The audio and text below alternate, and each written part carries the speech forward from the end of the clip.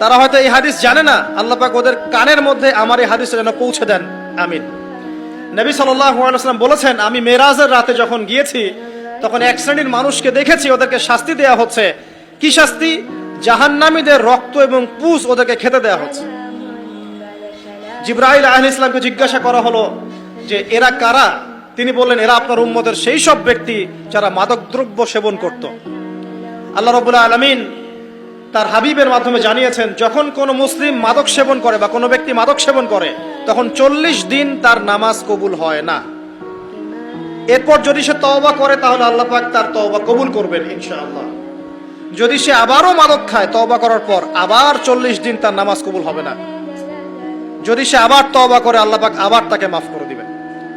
যদি সে আবারও মাদক খায়, আবার 40 দিন তার নামাজ কবুল হবে না। তারপর যদি আবার তওবা করে, আবার আল্লাহ তাকে মাফ করে দিবেন।